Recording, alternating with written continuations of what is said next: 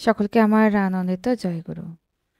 আজকে আলোচনা করব দীক্ষা ইষ্টবিতি সম্পর্কে। কি এমন আছে এই দীক্ষাতে যে দীক্ষা নিলে মানুষ ধর্ম অর্থ কাম মোক্ষ চতুর্বর্গ ফল লাভের অধিকারী হয়।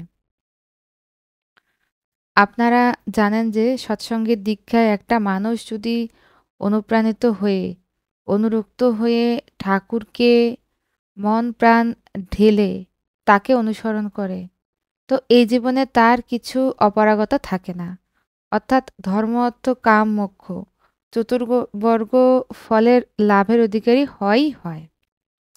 কি করে বুঝবো? আমি যখন প্রথম দীক্ষা নিলাম সৎসঙ্গে, তখন আমারও মনে এই প্রশ্ন এলো যে আচ্ছা, সৎসঙ্গের কোনো বাহুল্য দেখি না, কোনো মূর্তি পূজা দেখি না। তারা শুধু যজন যাজন ইষ্টভীতি সস্তায়নী সদাচারের উপরই জোর দেয়। তাতে মানুষের উন্নতি হয়। যারা খেতে পায় না তারাও খেতে পায়, যারা সর্বহারা তাদের সব প্রাপ্তি হয়। কি করে উন্নতি হয়, এর পিছনে কি বিজ্ঞান লুকিয়ে আছে?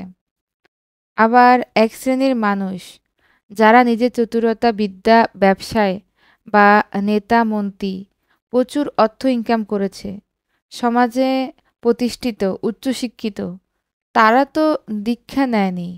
তাদের তো এত স্যাক্রিফাইস করতে হয় না, নিরামিষ খাওয়া, যজন যাজননিষ্ঠ প্রীতি পরিপালন করা। তাহলে সেই শ্রেণীর মানুষ সন্ধ্যা প্রদীপও পর্যন্ত দেয় না। বাড়িতে তারা হোটেলে গিয়ে একসঙ্গে মদ খায়, নাচানাচি করে, পার্টিতে যায়। তাহলে এই দুই শ্রেণীর মধ্যে এক শ্রেণীর যে এত স্যাক্রিফাইস করে আর এক শ্রেণী যে কিছুই করে না, উচ্ছৃঙ্খল জীবনযাপন করে, ওরাও সমাজে প্রতিষ্ঠিত। আর এরা তো হতদরিদ্র থেকে সমাজে প্রতিষ্ঠা লাভ করতে চলেছে, তাই কসরত করছে। ঈশ্বর এদিকে কি আশীর্বাদ করবেন? যারা তো স্যাক্রিফাইস করে আর যারা কিছুই করে না, পাত্তাও দেয় না, দীক্ষাও নেয় না, তাদেরকে কি অভিশাপ দেবেন? এটা যদি আমাকে বলে দেন অন্তর্যামী আচার্যদেব শ্রী বদ্দা, তবে তো আমি করব, নয় করব কেন? তখন বদ্দার সময় চলছে। আমরা তো সবাই লাভের ধান্দায় ঘুরি। এই মনে মনে প্রশ্ন নিয়ে দীক্ষা নেওয়ার পরের দিনই বসে আছি আচার্যদেব শ্রী বদ্দার সান্নিধ্যে। তিনি অন্তর্যামী, তাকে মুখ ফুটে প্রশ্ন করার প্রয়োজন হয় না।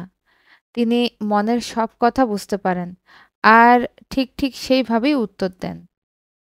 তাই আমার ধারে তাকিয়ে যখন আমি খুব নাম করছি আর মনে মনে এই প্রশ্ন রেখেছি, আমার ধারে তাকিয়ে জিজ্ঞেস করলেন, তুমি কিছু বলবে? আমি মাথা নাড়িয়ে বললাম, আজ্ঞে না। আর মনে মনে বললাম, আমার সাহস কোথায়? ঘর ভর্তি পণ্ডিত লোক বসে আছে। আমার বয়স মাত্র 22 বছর। আমার দীক্ষার আয়ুষ্কাল মাত্র একদিন। তুমি যদি কৃপা করে আমার এই প্রশ্নের উত্তর দাও প্রভু। শুনেছি তুমি অন্তর্যামী। একটু পরে তখন বলতে শুরু করলেন, শোন, এই যারা ঠাকুরের দীক্ষা নিয়ে তার আদেশ নির্দেশ প্রতি মুহূর্তে পালন করে চলছে, তারা এই জীবনে ধর্ম অর্থ কাম মোক্ষ চতুর্বর্গ ফল লাভের অধিকারী হয় আর অনন্ত জীবনের সঙ্গে মিশে যায়। তাদের আর জন্মাতে হয় না। আর তা যারা করছে না, পূর্বজন্মের কোনো সুকৃতির কারণে উচ্চশিক্ষায় শিক্ষিত হয়েছে, প্রচুর অর্থের মালিকও হয়েছে, সমাজে প্রতিষ্ঠা লাভও করছে, যার দয়াতে সব হলো, তাকে তারা অস্বীকার করছে। তার দীক্ষা নেওয়া তো দূরের কথা, তাকে মানেও না। এমন ব্যক্তি আর মনুষ্য জন্ম ফিরে পায় না, আবার অনন্ত কোটি নরকের দিকে ছুটে যায়। ৮৪ লক্ষ যোনি পরিভ্রমণ করে আমরা গাছপালা কীটপতঙ্গ পশুপাখি হয়ে সবার শেষে মানব জীবন শ্রেষ্ঠ জীবন লাভ করেছি তার দয়ায়। তাই তারা আবার ৮৪ লক্ষ যোনি পরিভ্রমণ করতে শুরু করে। তুমি কি চাও ভাই তেমনভাবে এগিয়ে যাও? বলে আমার ধারে মাথা নাড়িয়ে বললেন, তোমার প্রশ্নের উত্তর পেয়েছিলে? আমি আজ্ঞে হাঁ বলে ভাবলাম, এটা তো কোনো মানুষ হতে পারে না। উনি চশমা পরে আছেন। মাত্র লোক দেখানো। উনি আমার ভেতরে সব দেখতে পাচ্ছেন। সব ঠিক, ঠিক প্রশ্নের উত্তর দিয়ে দিচ্ছেন। জিজ্ঞেস না করতেই উনি দেবতা, ইনি অন্তর্যামী আর মানুষের বেশ ধরে বসে আছেন। কোলে প্রণাম করে সেদিনের মতো বেরিয়ে গেলাম।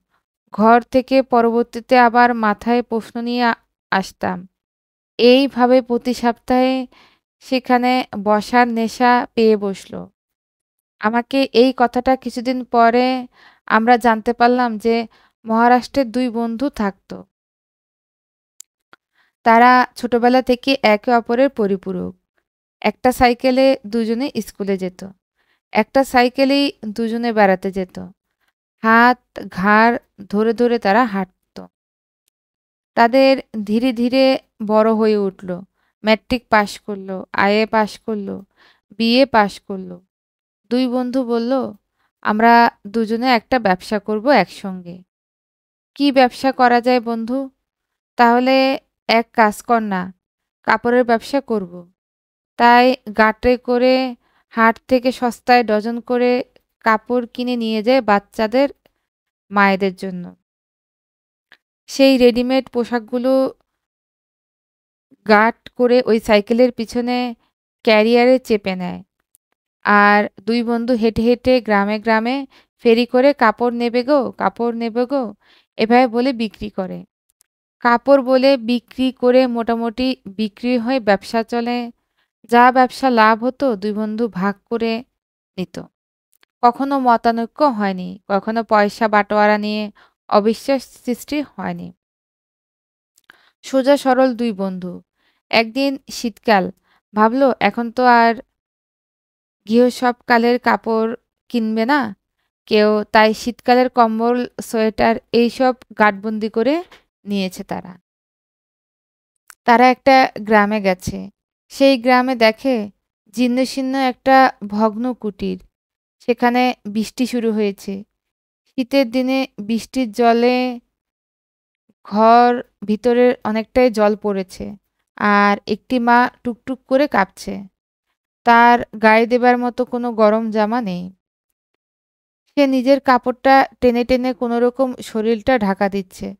তখন এক বন্ধু আরেক বন্ধুকে বলে যে, "দেখেছিস ওই মাটির কি কষ্ট ঠুকঠুক করে কাঁপছে? এখনই তো মরে যাবে ঠান্ডাতে। আমাদের একটা কম্বল দান করে দিই না ওকে।" "তাহলে তাই কর।" দুইজনে গাঁট খুলে একটা কম্বল নিয়ে গিয়ে ওই মাটিকে জড়িয়ে দিলেন। বললেন, "এটা গায়ে জড়িয়ে থাকুন, আপনার ঠান্ডা লাগবে না।" সেই মাটি হাউ হাউ করে আনন্দ অশ্রু কেঁদে উঠলেন। বললেন, "তোমরা কে বাবা? তোমরা কি আমার ঠাকুর?" বলে, "না, আমরা ২ জন বন্ধু। একজন সচ্চিদানন্দ আরেকজন ভবানন্দ।" তলে, "না বাবা, তোমরা আমার ঠাকুরেরই অংশ।" বলে, "বুড়িমা, আমার কেউ নেই সাতকুলে। তুমি আমাকে এই ঠান্ডা থেকে বাঁচবার জন্য কম্বল দান করলে। তোমাকে একটা অমূল্য সম্পদ আমি দান করি।" বলে ঠাকুরের একটা ফটো সিংহাসন থেকে নিয়ে এসে মাথায় করে নিয়ে এই বুড়িমা বলল, "তোমরা এই ২ বন্ধু তোমাদের ব্যবসা ক্ষেত্রে এই প্রভুর ফটোটা রাখবে। আর ঠাকুরের দীক্ষাটা নিও। আর প্রত্যেকদিন ইষ্টভীতি করো। ব্যবসায়ের নামে ইষ্টভীতি করো, পঞ্চনীতি মেনে চলো।" বলে বুড়ি কিছু কথা বলল, তার পরক্ষণেই বুড়িটি মারা গেল। সেই ২ বন্ধু তাদের সৎকারের ব্যবস্থা করে মাথায় ঠাকুরের ফটোটা নিয়ে তারা বলল, "দেখবে এই থেকে তোমরা অনেক বড় হবে, অনেক উন্নত হবে। Being and becoming of existence, ধর্ম বাঁচাবার প্রতীক। যা নিছক যেন ধর্ম তাই।" তাই ব্যবসাক্ষেত্রে ফটোটা রাখার পরদিন থেকে হু হু করে সেল বেড়ে গেল। আর তাদেরকে ফেরি করে মাল বিক্রি করতে হলো না। তারা কাপড়ের বড় দোকান করে ফেলল। হোলসেলার হলো। ওই সমস্ত এলাকার মানুষ তাদের কাছে মাল নিয়ে যায়।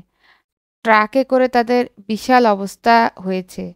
২ বন্ধু গদিতেও বসেছে। এক বন্ধু আরেক বন্ধুর এতটাই হৃদ্য সম্পর্ক, যদি একদিন না আসে তো খোঁজ করতে চলে যায়। তাই আরেক বন্ধু বাড়ি দোকান বন্ধ করে যে কেন আসতে পারেনি। হঠাৎ একবার এক বন্ধু অসুস্থ হলো। আরেক বন্ধু দুশ্চিন্তায় পড়ে দোকান বন্ধ করে তার বাড়ি খবর করতে গেল। গিয়ে দেখে বিছানায় শুয়ে আছে। সে তখন দীক্ষা নয়, স্বস্তায়নীও নিয়েছে ২ বন্ধুতে। নিয়ে বলল, "কি হয়েছে বন্ধু?" বলে, "আমার শরীরটা তো ভালো নয়। আমি একটু সুস্থ হয়ে যাই। তাহলে ভালো না থাকলে একবার করে অন্তত এসো দোকানে। ১ ঘন্টা করে অন্ততপক্ষে বসো।" বলল, "ঠিক আছে, আসবে।" বলে আমি কথা দিলাম, "আমি যদি না যেতে পারি, আমার প্রভুই যাবে।" সেই বন্ধুটি এরকম বলল। বলে, "সে তো চলে এলো। চলে আসার পরেই তার বন্ধু মারা যায়। সে তা জানে না। এবার প্রত্যেকদিন সে দেখে ১ ঘন্টা করে এসে তার বন্ধু গদিতে বসে। তারপরে ১ ঘন্টা পরেই চলে যায়। বন্ধুর ১টি ছেলে আর এই বন্ধুরও ২টো ছেলে। তাই এই বন্ধু ঠিক করলো আমার বড় ছেলের বিয়ে ঠিক হয়েছে। তো আমার এত প্রাণের বন্ধু, তাকে কি এখানে খাট দেওয়া ঠিক হবে? দোকানে যখন আসবে তখন। আমি বরং পরিপাটি করে তার বাড়িতে গিয়ে কার্ড দিয়ে আসবো। আর পরিবারের সবাইকে নেমন্তন্ন করে আসবো। ১-২ দিন আগে থেকে তারা আসবে ইত্যাদি বলে আসবো। বৌদিকে বলবো ভালো করে ছেলেপেলেদের নিয়ে যেন আসে। এই চিন্তাভাবনা করে সে পরিপাটি করে কার্ড মিষ্টি নিয়ে তার বাড়িতে পৌঁছালো। তার বাড়িটা একটু দূরে। যখন পৌঁছালো তখন বৌদির হাতে কার্ডটা দিয়ে বলল, "আপনারা সবাই যাবেন। ২ দিন আগের থেকেই চলে আসবেন। আপনাদেরই তো ছেলে, আপনাদেরই দায়-দায়িত্ব নিয়ে সব করতে হবে।" আমার বন্ধুটি কোথায়? বলে, "বন্ধুর কথা জানেন না।" বলে, "না।" বলে, "তা কখনো হয়? আপনার বন্ধু মারা গেছে।" তখন বন্ধুটি আকাশ থেকে পড়ল। বলল, "অসম্ভব ব্যাপার। আমার দোকানে রোজ যায় ১ ঘন্টা করে বসে। আমি যেমন বলেছি তেমন করেই বসে। তারপর সে চলে আসে। আমি ইচ্ছা করে ওর হাতে দিলাম না। তাকে ছোট করা হবে, তাই বাড়িতে সবাইকে নেমন্তন্ন করে আমি কার্ড দিয়ে যাব। আপনার দোকানে গিয়ে বসে তো হাঁ, কত গল্প করি, বসি, আমার আমার গদি সামলায়। আমি তখন খাওয়া-দাওয়া করে আসি।" বলে, "তাই বলে, দেখুন, আপনি বিশ্বাস করুন, প্রায় ৬ মাস আগে আপনি যখন এসেছিলেন, তখনই আপনার বন্ধু মারা গেছে।" বলে, "তাহলে রোজ যার সঙ্গে কথা বলি সেটা কে? যে বন্ধু বলেছিল আমি যদি না যেতে পারি আমার প্রভুই যাবে আমার রূপ ধরে। তবে কি সেই প্রভুই বন্ধুর রূপ ধরে এসে আমার দোকান সামলে দিত? আমাকে খাওয়ার জন্য ছেড়ে দিত?" বলে, ঠাকুরের ফটোটার কাছে গিয়ে হাউ হাউ করে কাঁদতে শুরু করল। "আমার বন্ধু যেখানে আছে আমাকে সেখানে নিয়ে চলো প্রভু। আমরা যে ২ বন্ধু কখনো আলাদা হতে চাই না।" বলে ঠাকুরের ফটোটার কাছে গিয়ে কাঁদতে শুরু করল। কাঁদতে কাঁদতে সেখানেই পড়ে মারা গেল। এই ঘটনার কথা সবাই জানতে পারল। তার স্ত্রী বলতে লাগলো, "আমরা প্রত্যেকদিন ইষ্টিবৃতি করি আপনার বন্ধু মরে যাওয়ার পরও। আর আমরা মনে করি তিনি আমাদের কাছে আছেন, প্রতি মুহূর্তে সাড়া দেন। তিনি যে কথা দিয়েছিলেন তার বন্ধুর বেশ ধরে দোকানও চালাতেন। আপনাকে খেতে ছাড়তেন ১ ঘন্টা করে। এই অত্যাশ্চর্য ঘটনা এই জীবনে ধর্ম অর্থ কাম মোক্ষ চতুর্বর্গ ফল লাভের অধিকারী হয়। সৎসঙ্গের দীক্ষা নিলে এই হচ্ছে তার জ্বলন্ত উদাহরণ। শুধু ব্যবসা নয়, শুধু আর্থিক উন্নতি নয়, সার্বিক উন্নতি সম্ভব। এটি একটি বাস্তব সত্য ঘটনা। প্রতি প্রত্যেকের মঙ্গল প্রার্থনা করি। সকলকে আমার আনন্দিত জয় গুরু।